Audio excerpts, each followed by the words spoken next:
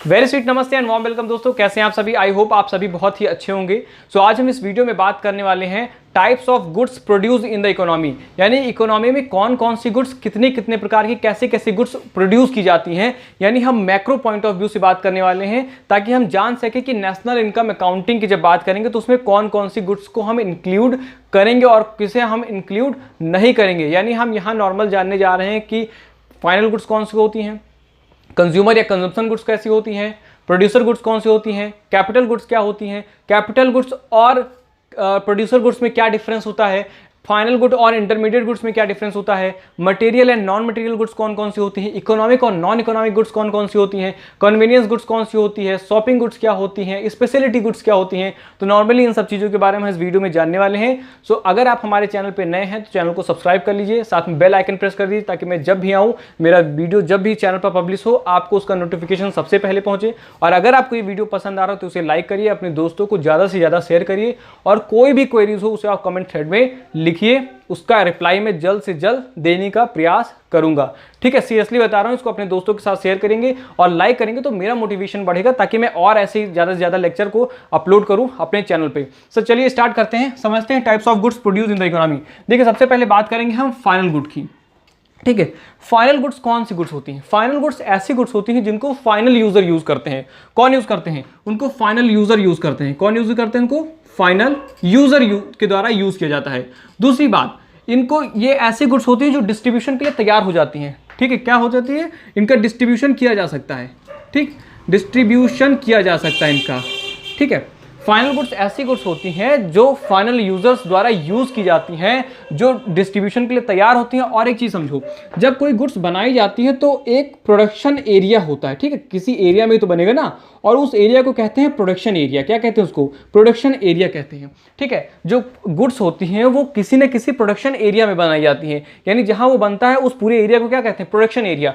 यानी मशीन, एक मशीन से निकली, इस मशीन में पहुंची, इस मशीन से निकली, इस मशीन से पहुंची, इस मशीन में निकली, इस मशीन से पहुंची और फाइनल फिर डिस्ट्रीब्यूटर को दे दिया कि जाओ इनको जो है सेल कर दो। किसके लिए? फाइनल यूज के लिए। किस चीज के लिए? फाइनल यूज के लिए। तो जो फाइनल गुड्स होती हैं वो प्रोडक्शन एरिया से क्या होती हैं? वो प्रोडक्शन एरिया से बाहर होती हैं। क्या होती हैं? वो प्रोडक्शन एरिया से बाहर होती हैं। उनको क्या कहते हैं? फाइनल गुड्स कहते हैं। यानी उनको क्या कहते हैं? हम फाइनल गुड्स कहते हैं, जो प्रोडक्शन एरिया के बाहर होती है, जिनका डिस्ट्रीब्यूशन किया जा सकता है या जिनको प्रोडक्शन एरिया के बाहर करने के बाद रीसेल नहीं किया जा सकता, यानी दोबारा उनको नहीं बेचा जा सकता, दोबारा उनको किसी भी प्रोडक्शन प्रोसेस में शामिल नहीं किया जाता। उन्हें क्या कहते हैं? हम उन्हें कहते हैं फाइनल गुड। और ये फाइनल गुड कौन कौन सी होती हैं? फाइनल गुड दो तरह के होते हैं। एक होता है फाइनल कंज्यूमर गुड्स। कौन सा होता है? Final consumer good. ठीक है, एक होता है फाइनल कंज्यूमर गुड और एक होता है फाइनल प्रोड्यूसर गुड। ठीक है, producer good. Final consumer goods यानी जो कंज्यूमर को दिया गया, जैसे कंपनी से ब्रेड बनकर आया, सुबह सुबह हम गए ब्रेड लेकर चले और उसे हमने खा लिया। जब उसे खा लिया तो वो जो गुड था वो कंज्यूमर गुड था जिसको हमने सीधे खा लिया। और प्रोड्यूसर, फाइनल प्रोड्यूसर गुड्स कौन कौन से? जैसे किसी कंपनी में बड़ी सी मशीन बनी, जेसीबी बनी, किसी कंपनी में जेसीबी का निर्माण किया और किसी कॉन्ट्रैक्टर ने उस जेसीबी को खरीद लिया और उसका यूज करना शुरू कर दिया फॉर प्रोड्यूसिंग अनदर थिंग्स। ठीक है, तो उसको क्या कहेंगे? हम फाइनल प्रोड्यूसर गुड्स कहेंगे।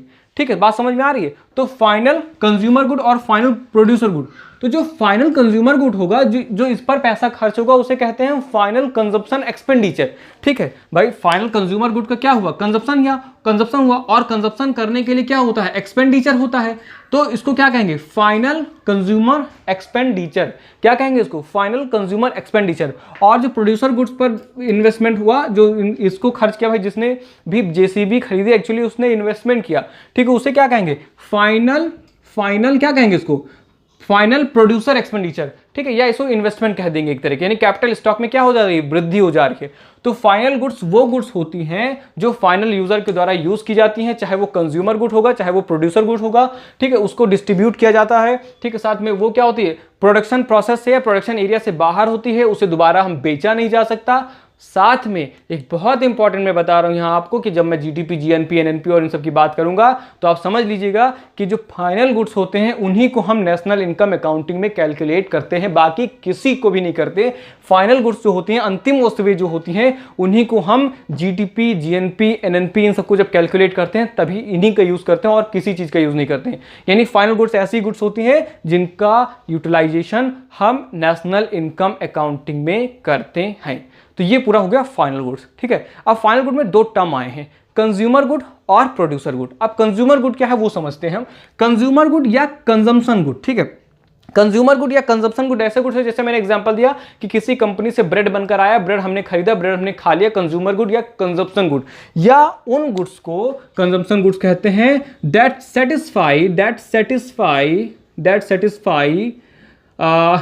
सेटिस्फाई ह्यूमन नहीं, consumer, that satisfy consumers wants directly. ठीक है, जो कंज्यूमर के वांट को डायरेक्टली, मेरा ब्रेड खाने का बहुत मन था, मैं गया लेकर आया दुकान से, रिटेलर से, क्या क्या हमने ब्रेड खरीद लिया, ब्रेड खरीद कर हमने खा लिया, तो जो मैंने खा लिया उसको, जिससे मेरी क्या, जो मेरी वांट थी, क्या थी, वांट था कि हमें ब्रेड खाना है, और जिससे मेरी वांट क्या हुई, सेटिस्फाई हो गई। तो कंज्यूमर गुड्स ऐसे गुड्स होते हैं या कंजप्शन गुड्स ऐसे गुड्स होते हैं जो डायरेक्टली कंज्यूमर के वांट्स को सेटिस्फाई कर देते हैं। ठीक, डायरेक्टली क्या होता है, कंज्यूमर की वांट सेटिस्फाई हो जाती है ऐसे गुड्स के कंजप्शन करने से।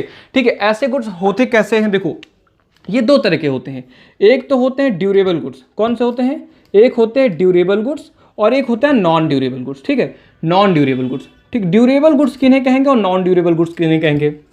ड्यूरेबल गुड्स उन्हें कहेंगे जैसे कोई वस्तु लेकर आए हम, ठीक है, कोई वस्तु लेकर आए, उसको हम लगभग मिनिमम 3 सालों तक उसको यूज करते रहें, तो उसको क्या कहेंगे, हम उसको कहेंगे ड्यूरेबल गुड्स या लंबी समय तक चलने वाली वस्तुएं, यानी काफी समय तक हम उसका यूज कर रहे थे। और नॉन ड्यूरेबल गुड्स ऐसी गुड्स होंगे जिनको हम रेगुलरली क्या करेंगे, रेगुलर यूज करें, यानी हम रोज उनको खरीदते हैं, रोज जो है खा लिया जाता है, खत्म हो जाता है, रोज खरीदते हैं, रोज खा लेते हैं। अब जैसे एग्जाम्पल समझो, ड्यूरेबल गुड जैसे पंखा हम लेकर आए, तो हमारे तो 10 साल से लगा आज पंखा, तो नॉर्मली क्या मिनिमम 3 साल से ज्यादा पंखा चल गया, तो ड्यूरेबल गुड्स। अगर हम रोज पंखा खरीदते हैं कि आज हम एक पंखा खरीद लेकर आए, चलाया, कल दूसरा पंखा खरीद लेकर आए, दूसरा लगाया फिर चलाया, तीसरा लगाया फिर चलाया, ऐसा तो नहीं होता ना।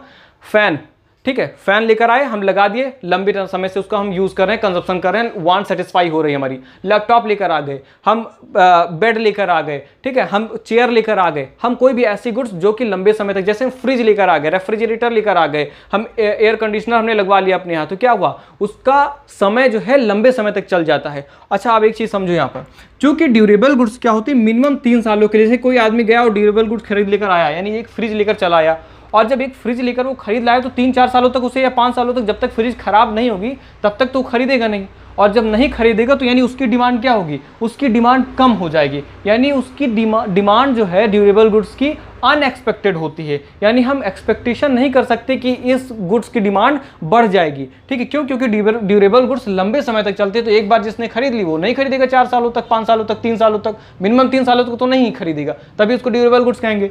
ड्यूरेबल गुड्स ऐसी गुड्स होती है जिनके डिमांड जो है वो अनप्रेडिक्टेबल होता है। ठीक है, वो मतलब उनको हम प्रेडिक्ट नहीं कर सकते कि इसकी डिमांड बढ़ेगी ही या घटेगी।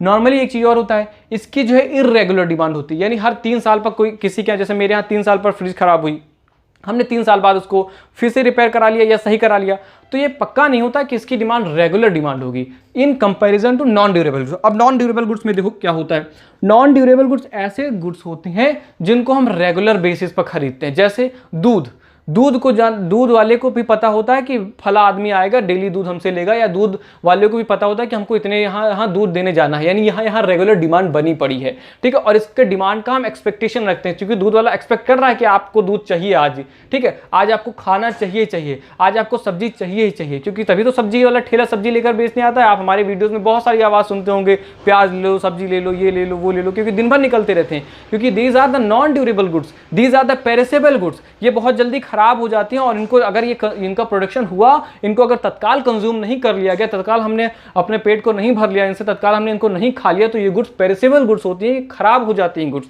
ठीक है, तो नॉन ड्यूरेबल गुड्स ऐसी गुड्स हो जाती है जिनका हम रेगुलर डिमांड करते हैं, जिनके डिमांड का हम एक्सपेक्ट कर सकते हैं कि इसकी डिमांड होगी, जैसे फ्रूट्स, फल वाले आप फल खरीदेंगे, अगर आपको खाने का शौक है तो आप फल खरीदेंगे।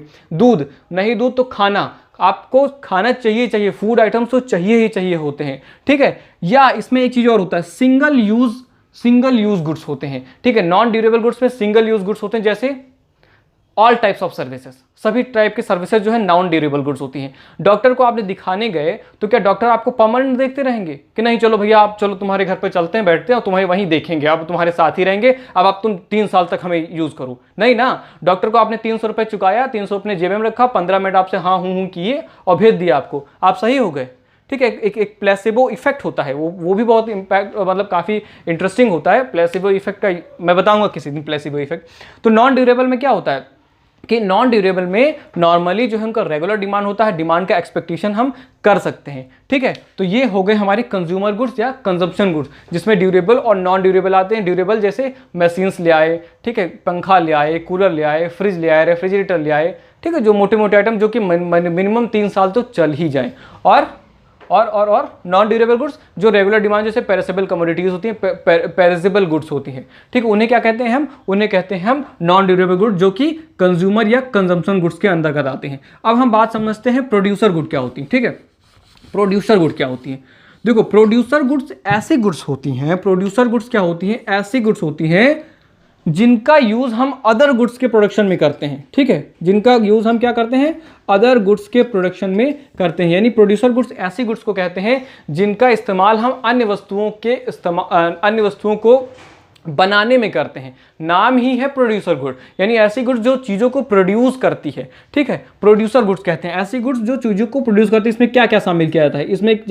इसमें सभी प्रकार की बेसिक गुड्स, ठीक है, इसमें सभी प्रकार के क्या शामिल किया जाता है? बेसिक गुड्स शामिल किया जाता है। इसमें सभी प्रकार के इंटरमीडिएट गुड्स शामिल किए जाते हैं। अभी मैं बता रहा हूँ क्या है इंटरमीडिएट गुड्स। इंटरमीडिएट गुड्स शामिल किए जाते हैं। इसमें सभी प्रकार के कैपिटल गुड्स शामिल किए जाते हैं। ठीक, इसमें सभी प्रकार के कैपिटल गुड्स शामिल किए जाते हैं।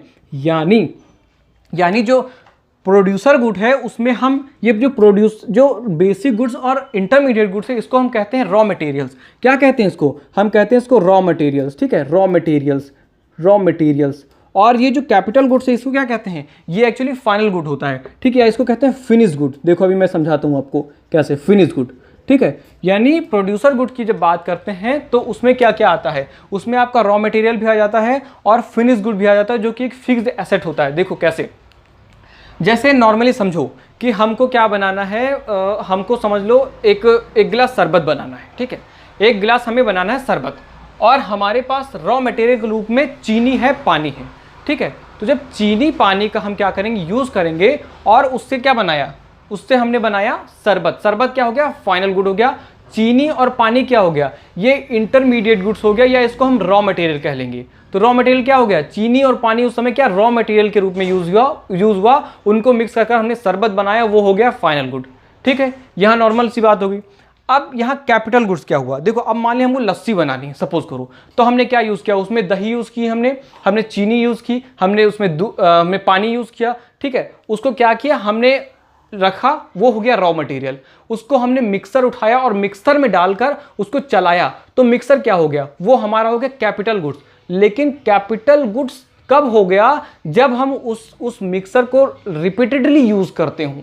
बात समझ में आ रही है? जब मिक्सर को हम रिपीटेडली यूज करते हो तब हम उसे कहेंगे, क्या कहेंगे? उसको हम कैपिटल गुड्स कहेंगे, यानी फिक्स्ड एसेट का यूज किया हमने। तो इस तरह प्रोड्यूसर गुड्स में क्या हुआ? आपका रॉ मटेरियल भी आ जाता है और आपका कैपिटल गुड्स भी आ जाता है। पहले मैं आपको कैपिटल गुड्स समझाता हूं, फिर आपको प्रोड्यूसर गुड और अच्छे समझ में आएगा। ठीक है, लेकिन ये जान लो कि जो प्रोड्यूसर गुड होते हैं उसका हम रिपीटेडली यूज नहीं करते हैं। क्या करते हैं? उसका रिपीटेडली यूज नहीं करते हैं।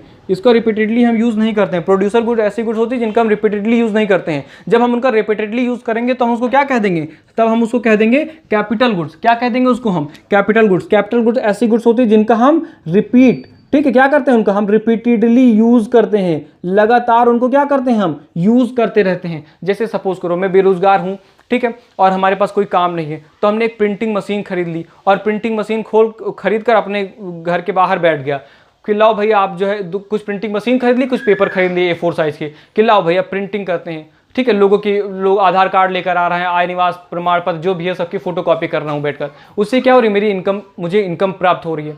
ठीक है, यानी मैं उस प्रिंटर को क्या किया? मैंने, वो था प्रोड्यूसर गुड। जब वो बना था तो वो फाइनल गुड था और वो प्रोड्यूसर गुड था, यानी वो चीज़ों को प्रोड्यूस करेगा। सिंपल पेपर को उसके यूज लायक, यानी उसमें वैल्यू एडिशन करके उसको एक फाइनल गुड्स के रूप में प्रोड्यूस करेगा। तो पहले वो प्रोड्यूसर गुड था, फिर उसको हमने क्या किया? प्रोड्यूसर यानी मैंने खरीद लिया, नॉर्मली अपने घर में रखा था तो वो प्रोड्यूसर गुड्स था।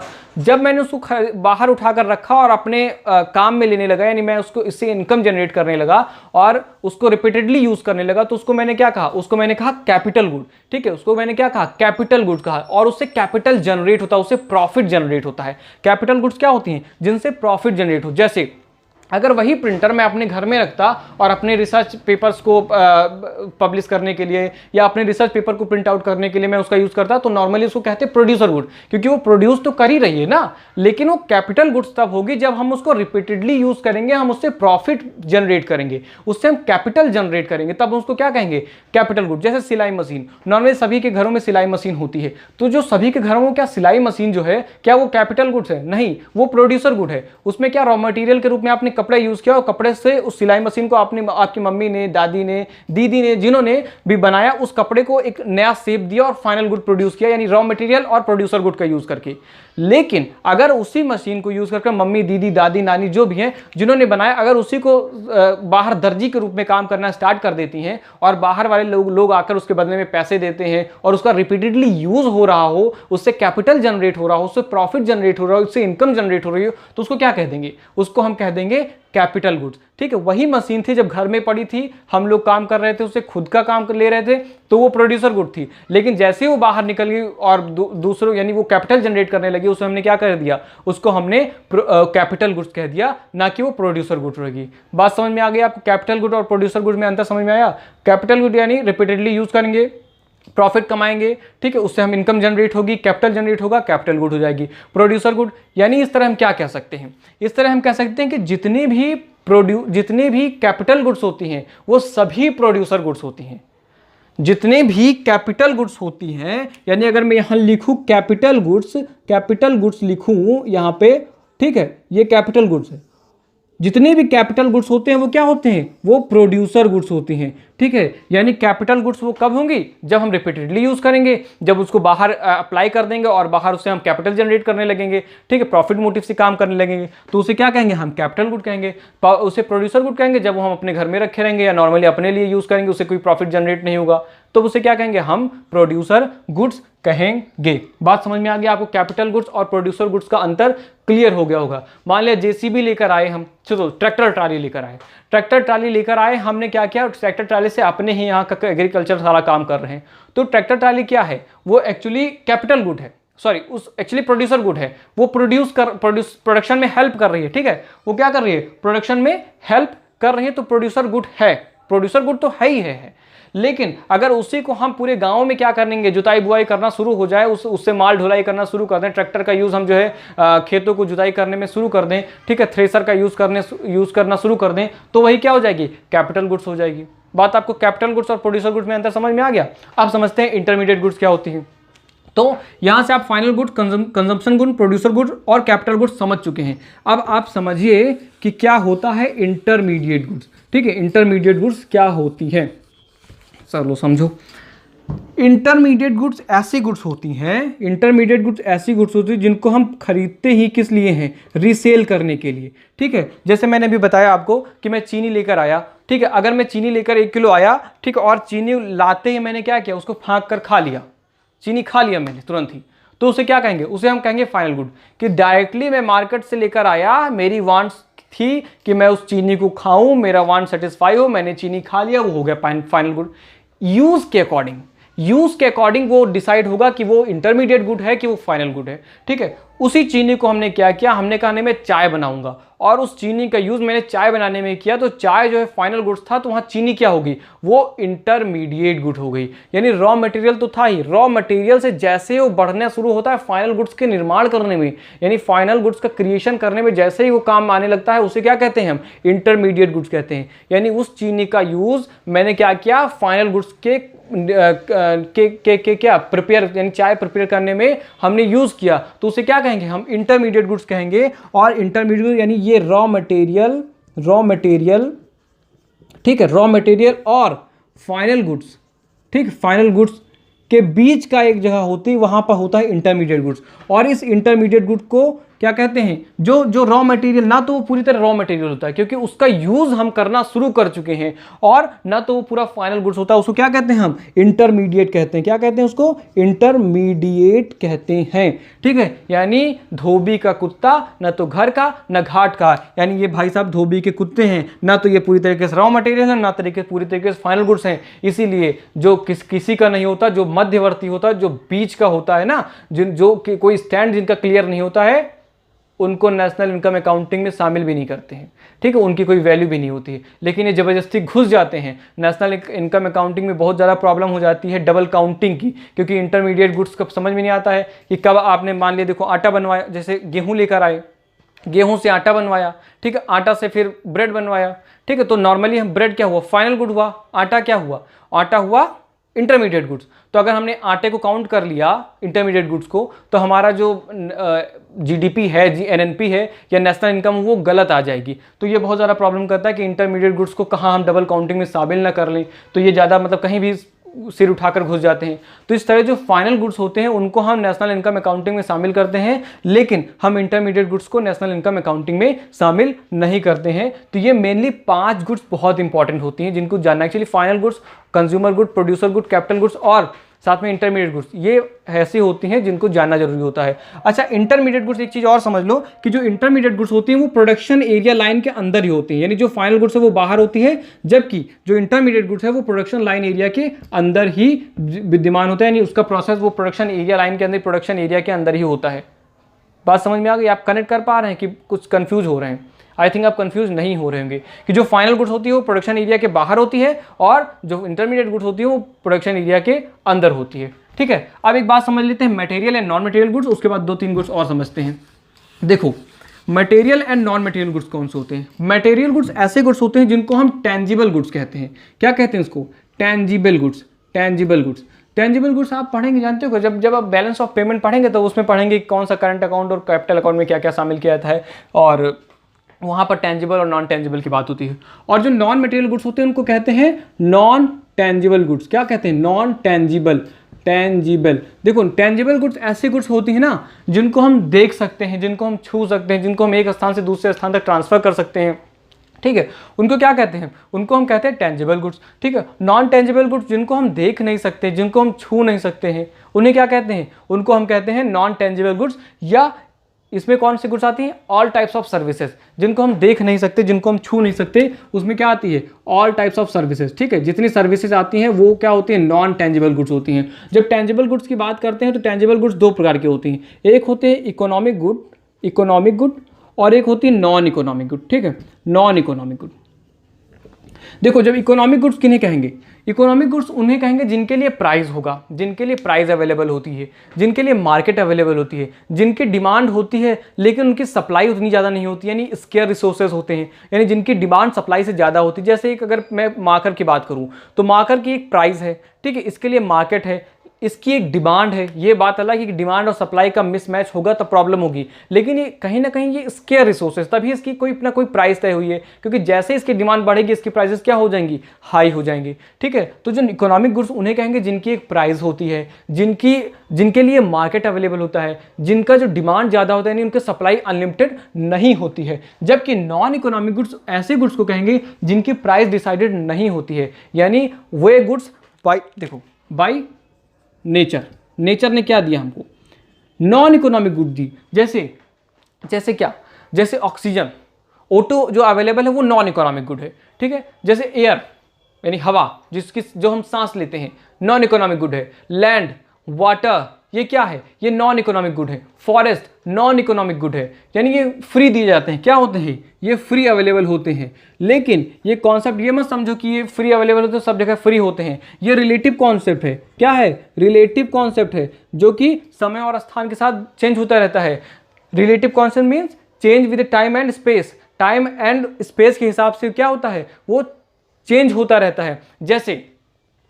जैसे जो बालू है ना, सिलिका, आप जानते हैं सिल्का अगर आप शहरों में जाइए तो वही बालू बहुत महंगा हो जाता है, और अगर आप वहीं नदियों के किनारे जाइए तो बालू की कोई वैल्यू नहीं है, यानी वो नेचर से हमें फ्री ऑफ कॉस्ट मिलता है। दूसरी बात, ये अनलिमिटेड सप्लाई के होते हैं। अनलिमिटेड, इनका नॉन इकोनॉमिक गुड्स क्या होती हैं, वो अनलिमिटेड सप्लाई होता है। जैसे वाटर अनलिमिटेड सप्लाई है, ठीक है, अनलिमिटेड सप्लाई है वैल्यू उनका, चाहे जैसे यूज़ करिए। लेकिन जब हम एक्सप्लॉइट कर लेते हैं इन चीज़ों को तो इनकी वैल्यू समय और स्थान के साथ चेंज हो जाती है। जैसे किसी शहर में हवा है तो हवा अनलिमिटेड है, लेकिन जैसे ही वहाँ पर एयर प्यूरीफायर लगाया जाएगा, यानी हवा दूषित हो गई, तो वहाँ वो रिलेटिव कॉन्सेप्ट हो जाएगा, वहाँ फिर वो नॉन इकोनॉमिक गुड्स नहीं रह जाएगी। जैसे लैंड, जहाँ पर लैंड नॉर्मली अवेलेबल है सबके लिए, वहाँ पर वो नॉन इकोनॉमिक गुड है, लेकिन जैसे ही वो स्केर्सिटी में आ गया, पॉपुलेशन इतनी ज़्यादा बढ़ गई कि उसकी वैल्यू बहुत ज़्यादा बढ़ती जा रही है, तो क्या हो गया, फिर वो आ जाएगा नॉन इकोनॉमिक गुड्स से वो निकल जाएगा, इकोनॉमिक गुड्स में आ जाएगा। ठीक है, ऐसे ही फॉरेस्ट डिफॉरेस्टेशन इतना ज़्यादा बढ़ गया कि वो जो है इकोनॉमिक गुड्स से हटकर नॉन इकोनॉमिक गुड्स में आ जाएगा।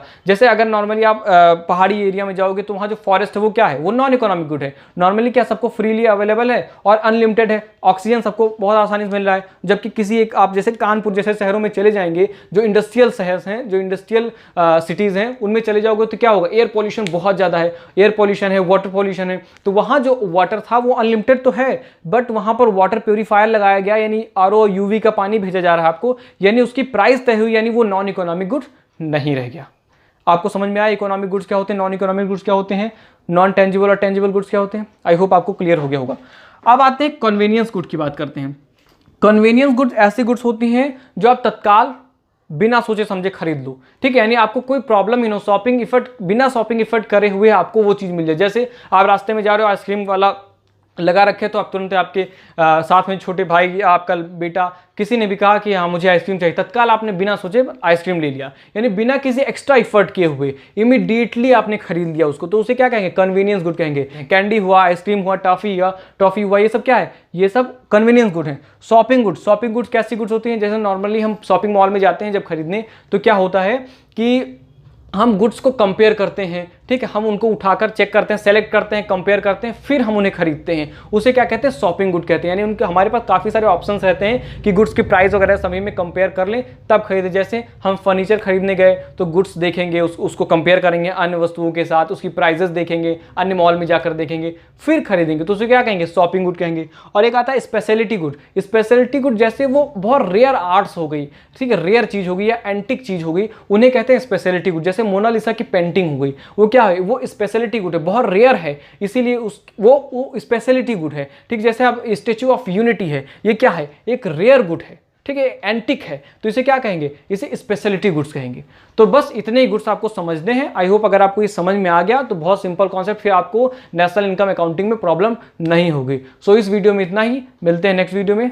Till then bye bye.